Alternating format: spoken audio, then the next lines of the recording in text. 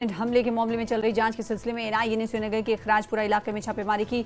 जानकारी के मुताबिक पुलिस और सीआरपीएफ के साथ एनआईए की टीमों ने रुस्तम कॉलोनी खराजपुरा में ओवरग्राउंड वर्कर यानी ओजीडब्ल्यूज के रूप में घोषित हाशिम फारूक मीर के घर पर छापा मारा। हाशिम फारूक फिलहाल जम्मू के कोट बिलवाल जेल में पीएसए के तहत बंद है। एनआईए ने अभी तक छापेमारी का विवरण जारी नहीं किया है। एनआईए ने अभी तक छापेमारी का विवरण जारी नहीं किया है, लेकिन कहा जा रहा है कि यह छापेमारी संडे मार्केट में ग्रेनेड हमले के मामले में एनआईए द्वारा की जा रही उच्च स्तरीय जांच का हिस्सा थी।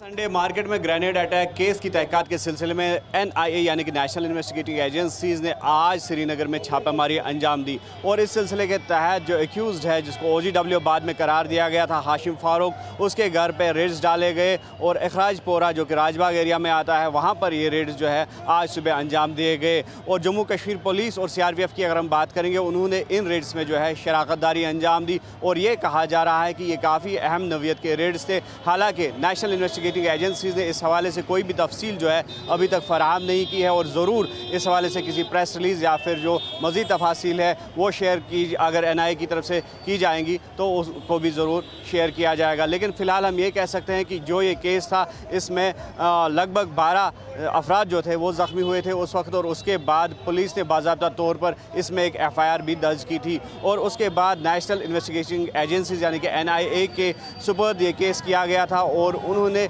FIR नंबर 1/2025 के सिलसिले में बाज़ाब्ता तौर पर इस एक जो है फ्रेश केस दर्ज किया था और जिसके बाद एनआईए इस केस की तहकीकात में जुट गई है। हालांकि जो ओजीडब्ल्यू हाशिम फारूक है वो अभी जो है जम्मू का एक जेल है वहाँ पे वो अभी मुकीद है, वो वहाँ पे नज़रबंद है। लेकिन इसके बावजूद भी एनआईए अब मज़ीद इस केस की तार जो है वो खंगालने की कोशिश की जा रही है और उस हवाले से पुलिस का ये भी कहना था उस वक़्त कि जो ये हमला था वो ये पाकिस्तान में लश्कर तैयबा के जो बेस्ड हैंडलर्स थे, LET बेस्ड हैंडलर्स, तो उनकी शय पे ये अंजाम दिया गया था और निशाना यकीनी तौर पर सिक्योरिटी फोर्सेस थे। लेकिन बाद में जो ये निशाना था ये सिविलियन टारगेट पे पड़ा और सिविलियन टारगेट जो है इसकी जद में आ गया और जिसके नतीजे में लगभग 12 सिविलियंस जो है वो ज़ख्मी हो गए थे। तो कुल मिलाकर ये कहा जा रहा है कि ये रेड जो है काफ़ी अहमियत के हामिल है और इस सिलसिले में तहकीकात जो है वो मज़ीद जारी है। अयूब खान के साथ न्यूज़ 18 के लिए श्रीनगर से मुदस्सिर कादरी। फिलहाल इसी के साथ रुकेंगे छोटे से ब्रेक के लिए, कुछ और खबरों के साथ जल्द लौटेंगे।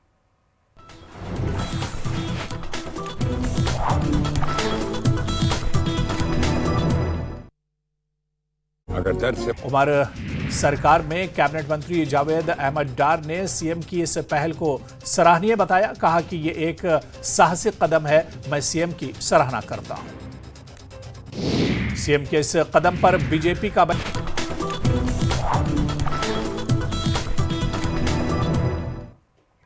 हिमाचल प्रदेश के किन्नौर में किन्नर कैलाश यात्रा पर गए 2 लोगों की मौत हो गई है। किन्नर कैलाश यात्रा भारी बारिश के चलते रुकी गई है।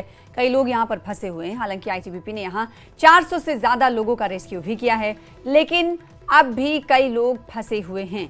कल यहां बादल फटने की वजह से किन्नर कैलाश यात्रा के रूट पर पुल बह गया था और यात्री फंस गए थे। लेकिन दुखद खबर यह है कि यहाँ 2 लोगों की मौत हुई है, जिसमें से एक शव की पहचान कर ली गई है, जबकि दूसरे शव की पहचान अभी नहीं हो पाई है।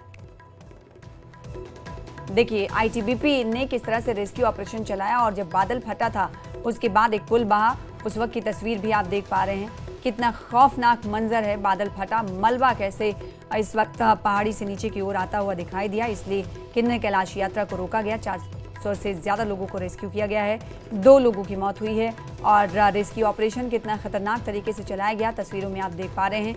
पुल ढह गया, पुल बह गया, इसलिए किन्नर कैलाश यात्रा पहले से ही रोकी गई थी और कई लोग फंसे हुए हैं और 400 लोगों को रेस्क्यू किया गया है। 2 लोगों की मौत हुई, जिसमें से एक की शनाख्त हो गई है, पहचान हो गई है।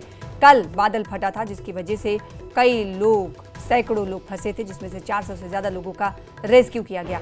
जब बादल फटा था उस वक्त की तस्वीर भी आपको दिखा रहे हैं। फिर जब रेस्क्यू ऑपरेशन चलाया गया उस वक्त की तस्वीर भी आप देख पा रहे हैं। पथरीला इलाका है, पत्थर है और पास में नदी बह रही थी। जब बादल फटा तो नदी विकराल रूप लेते हुए दिखाई दी, रौद्र रूप लेते हुए दिखाई दी और इस बीच फंसे रहे श्रद्धालु, जिन्हें निकाला गया। 400 से ज़्यादा लोगों का रेस्क्यू किया गया। जो तस्वीर आप देख पा रहे हैं, ये तस्वीर काफ़ी खौफनाक मंजर पेश कर रही है।